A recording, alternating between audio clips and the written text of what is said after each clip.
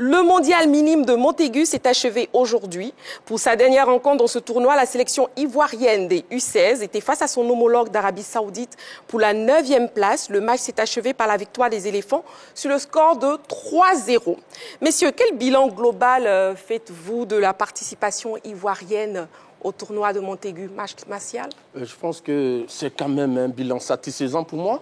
Lorsqu'on voit de jeunes garçons qui partent pour la première fois à l'extérieur et dans un climat très froid et qui terminent quand même à la 9e place de cette compétition, je pense qu'il faut plutôt voir le travail de groupe. Le fond de jeu. Et on a vu de très bonnes choses. Et puis, bon, je crois qu'il y a eu 22 garçons qui sont partis. Il y en a 9 qui sont nés en 2008, 11 en 2007 et 2 en 2009. Donc, c'est de très jeunes garçons. Donc, je crois qu'ils ont découvert aujourd'hui ce qu'on appelle plus ou moins une compétition de haut niveau. Donc, ils ont appris et je crois que ça va leur servir pour les prochaines compétitions, les prochains rendez-vous. Surtout que j'ai appris avant de monter sur ce plateau que la CAF a décidé d'organiser désormais la CAN U17 tous les ans. Et donc, naturellement, ces enfants qui viennent de Montaigu vont représenter la Côte d'Ivoire au niveau des éliminatoires de cette compétition. D'accord, ok. Et sur quel aspect faut-il mettre l'accent pour la progression de ces jeunes, Dagocha? Moi, je pourrais dire... c'est la préparation. C'est la préparation. Martial chute très bien lorsqu'il nous donne l'information de la CAN U17 qui va être organisée par la CAF. Sinon, moi, je ne suis pas insatisfait parce que pour moi, s'il faut aller dans ce tournoi-là, pas bien préparé, puis finir 9e alors que la Côte d'Ivoire a été suffisamment assez représentative dans ce tournoi-là pendant plusieurs saisons, je trouve pour moi que ça a été un gâchis. Même s'ils ont marqué plus de 13 buts, mais dans le fond, voilà, on aurait pu faire mieux. Pour moi, on aurait pu se retrouver parmi ceux qui sont qualifiés. Voilà un peu quoi. D'accord. On marque une courte pause et on revient juste après, juste le temps de la pub. Ne bougez surtout pas.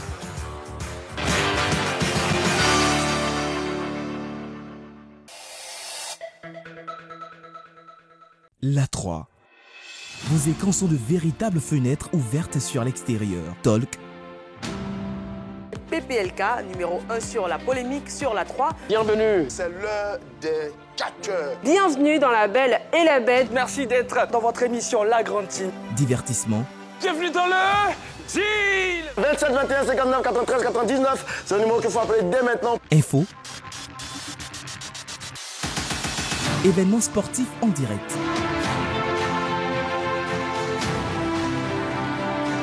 Oh, regardez ce beau. C'est quoi? Le Sénégal remporte sa première CAN. Compte rendu d'événements sportifs. Événements musicaux en direct.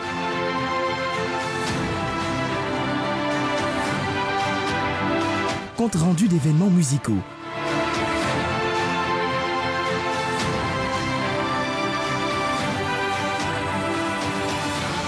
Eh bien, vous savez quoi? Vous ne les verrez plus partout. Ils sont désormais tous sur la 3. Restez connectés sur la 3. La 3, nous offrons 3 fois plus.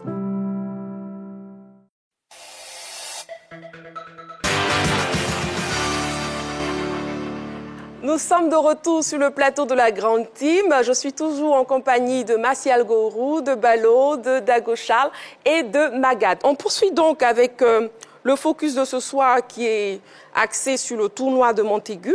Déjà, si la régie nous permet, voyons le parcours des éléphantaux au cours de ce tournoi. Balo? Oui, absolument. Dans ce tournoi de Montaigu, on découvre donc le parcours des éléphantaux qui a débuté par un match nul face à la Roumanie, un but partout. Et après, ces éléphantaux ont enchaîné avec une défaite, quand même avec beaucoup de regrets, face au Mexique, 1-0. Les éléphants se sont repris face au Maroc, 1-0. Et face à la Nouvelle-Calédonie, ça a été un festival exceptionnel de buts, 8-0. Pluie de buts sur la pelouse de Montaigu. Face à l'Arabie Saoudite, ils ont terminé aujourd'hui même, c'était sur les antennes de la 3, ils ont battu l'Arabie Saoudite 3-0. En termes de statistiques chiffrées, ça fait 5 matchs, 3 victoires, 1 nul, 1 défaite, 13 buts marqués, 2 buts encaissés, avec au classement final la 9e place qui était tant recherchée par nos éléphantaux. Très bien. Quelles sont les satisfactions que vous avez notées au sein de cette équipe ivoirienne, Magat? Bon, collectivement, il faut dire que oui, on a attendu 3 à 4 matchs avant de rentrer bien dans la compétition. C'était déjà trop tard, comme l'a dit Dago Charles tout à l'heure. On ne participe pas à une compétition pour participer. Surtout que la Côte d'Ivoire a déjà remporté ce tournoi en 2014. Donc oui, on ne va pas donc à ce tournoi victime expiatoire. C'est ce qui a été pour les éléphants de Côte d'Ivoire. C'est l'éternel problème des sélections de jeunes ici en Côte d'Ivoire. On a l'impression qu'à part la sélection nationale, au niveau des sélections de jeunes, il n'y a pas trop de regard. Mais vous avez été quand même satisfait. Oui, effectivement, pour revenir maintenant à la satisfaction, oui, j'ai trouvé une équipe ivoirienne qui a été très bonne collectivement, avec de sacrées individualités, comme Séa Jean sur le côté gauche également, avec des garçons comme Konaté Oumar, l'homme aux 9 buts, si je ne me trompe pas, dans cette compétition. Bon, Balo me dira, puisque qui était au commentaire de ce match. Et puis également, bon, voilà, un sacré joueur qui s'appelle 7 buts, voilà, Kamaraté Dala également, capitaine. Il y a beaucoup de bons joueurs également. Et donc oui, c'est un très bon noyau. Heureusement, comme Martial l'a dit tout à l'heure, qu'on aura un tournoi réservé à cette catégorie-là, parce qu'il y a de la très bonne graine. Et d'ailleurs, on parle déjà même du départ de ce petit garçon, auteur donc de 7 buts. Bon, voilà. D'accord. Sur les écureuils... OK. Merci, Magat. Oui, Martial. En fait, ce que je voulais dire, moi, ma satisfaction, c'est de façon générale. OK. On a vu quand même ces éléphantaux-là jouer. Il y avait des passes, de petites passes, un jeu fait de petites passes. Et puis, il y avait des déplacements entre les lignes et entre les intervalles. Donc, déjà, pour une équipe de jeunes, je pense que c'est quelque chose d'assuré. Maintenant, je voulais expliquer une chose. Allez-y. Pour le premier match, ils sont partis avec un effectif de 22 joueurs. Pour le premier match, ils ont aligné une équipe de 11. Et lors du second match, ils ont aligné une équipe différente de 11 joueurs. Parce que pour les techniciens, les enfants vont apprendre, vont côtoyer d'autres garçons de d'autres pays. Donc, ce n'est pas tellement le résultat qui compte, mais c'était pour voir comment est-ce qu'il... Martial, il y a toujours un trophée en jeu. Laissez-le terminer, Magat, s'il vous plaît. C'est un choix. Moi, c'est ce que j'ai appris. Oui. Et donc, ils voulaient voir comment les enfants allaient réagir. Et donc, par la suite, lors du troisième match, on a pris les meilleurs des deux formations qui ont joué le premier et le second match. Et c'est les meilleurs maintenant, ce groupe-là qui a terminé la compétition. Et donc, on a vu que par la suite, il y a eu de bons résultats. Okay. Ça rejoint notre question. Effectivement, s'il y a de la préparation, effectivement, on aura le temps d'avoir un bon noyau. Voilà, c'est tout. D'accord. Merci, Magat. Balo, moi, j'aimerais demander aussi, comment avez-vous trouvé la finale du Challenge Nation Homme remportée par l'Angleterre?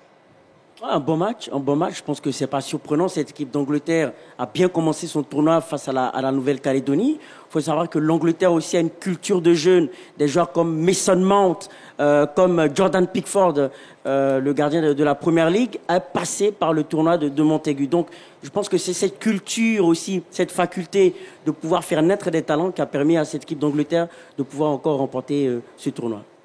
Et il y a aussi le volet féminin, Dago Charles, le volet féminin du tournoi. Est-ce que c'est une bonne idée? Ah ouais, c'est une très bonne idée. On sait, depuis peu que le football féminin commence à gagner du terrain, oui. Surtout même au plan national, on a un véritable championnat maintenant, en Ligue 1 comme en Ligue 2. Donc voilà, c'est bien d'organiser ce type de compétition. J'espère que nos filles participeront la prochaine fois à ce type de tournoi. Bah, vous mettez la charrue avant les bœufs. Je m'apprêtais justement à poser cette question. À Magat, la Côte d'Ivoire devrait-elle faire de la participation à ce Challenge Nation féminin une priorité? Oui ou non? Oui, parce que voilà, c'est la mode aujourd'hui, c'est le monde du football. Il y a beaucoup de compétitions réservées donc, à tout genre. Voilà, donc c'est aussi aux femmes, aux dames également d'aller prendre cette place-là. Donc oui, c'est ça donc une très bonne chose. Mais déjà, il va falloir donc commencer par la base ici également, organiser bien nos championnats avec des équipes de jeunes. Et puis ensuite, après, pourquoi pas 2 à 3 ans à venir et puis avoir une très bonne équipe. Sinon, pour le moment, on ne peut pas rivaliser avec les grosses nations du football. Oui, là-dessus, parce que l'écart est très abyssal entre nous et puis bon, voilà, les grandes nations de foot. Mais si on ne se prépare mieux, effectivement, on pourrait avoir donc une très bonne nation féminine de foot. Comme le Maroc, par exemple, voilà, où ça se voile beaucoup là-bas. Mais ça joue au football. On est surpris de voir l'équipe du Maroc jouer donc la CAN féminine la saison dernière. Donc oui, il faut donc se mettre au travail. Peut-être qu'on aura des résultats. Pourquoi pas? Balo, vous êtes du même avis?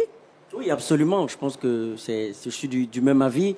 Il faut louer quand même les qualités que j'ai pu observer. Dans ce tournoi, globalement, les qualités y étaient, notamment dans cette finale France-États-Unis, où il y a vu une équipe des États-Unis qui a remporté son premier titre en ce qui concerne ce tournoi de Montaigu, avec un but magnifique de Pfeiffer Alexandra, la joueuse des États-Unis. Il faut savoir que les États-Unis battent la France, qui a remporté ce tournoi en 2019 et qui a été à la 3e place en 2022. Donc, c'était véritablement un bon match. Très bien. Pour le plaisir, revoyons les meilleurs buts de la sélection ivoirienne pendant ce tournoi. qu'ils ont plus favorisé l'attaque que la défense? Non, mais je pense que ça montre que ces jeunes garçons-là ont quand même une qualité offensive. Donc, c'est ce qui manquait à toutes les équipes de Côte d'Ivoire. On avait des difficultés à finir nos actions. Mais donc, si déjà à la base, cette équipe marque beaucoup de buts, donc je pense que c'est promoteur. Mais ce qu'il faut retenir, ces jeunes garçons, la Côte d'Ivoire, la dernière édition à laquelle elle a participé, c'était en 2019. Et après 2019, où elle a terminé à la 8e place, la Côte d'Ivoire n'est plus repartie à Montaigu. Mais aujourd'hui, après 3-4 ans, les choses reprennent. Donc, tout reprend. Donc, je pense que ce résultat, pour moi, est quand même assez satisfaisant parce qu'on sait d'où on vient et on sait où on va. Ça n'existait pas depuis 4 ans. Maintenant qu'on reprend les choses là où on les a laissées, je crois qu'il faut quand même encourager les dirigeants fédéraux. D'accord. Maguette, oui. Alors, sur les 13 buts, il y a eu 7 buts inscrits par Konaté Oumar. Donc oui, c'était un bon joueur à suivre de près. Mais le problème, c'est que oui, il y a beaucoup de garçons qui sont passés par ce tournoi de Montaigu, comme Ronaldo en 2001. Après la suite, Ronaldo, on sait ce que c'est, Cristiano Ronaldo, 5 ballons d'or, 5 Ligues des Champions. Alors Paul Pogba également, qui est passé par ce tournoi-là. Vinicius Junior, oui, tiens, qui a joué donc ce tournoi. Avec le Brésil en 2015, Kylian Mbappé également en 2014. Seulement ces garçons-là, après, ont confirmé. Donc j'attends ce que notre ami Konaté Oumar confirme également donc, sa suprématie actuellement, parce qu'il y a eu aussi des couacs également de la part de Yaya Sanogo avec Paul Pogba en 2009 également, qui était donc le meilleur joueur de cette formation des Bleus, donc de l'équipe de France, mais finalement, qui est resté dans les radars, qui est perdu. Actuellement, il évolue en 2-1, donc arménienne à Ouarti. Donc voilà, ça veut dire que Konaté Oumar doit rester vraiment sur ses épaules et puis voilà, garder le cap à travailler, puis devenir un grand joueur demain. D'accord, c'est tout le mal qu'on le souhaite. On marque une courte pause. En quelques instants, on retrouvera Henri Joël dans un autre décor pour Sportif du dimanche. À tout de suite.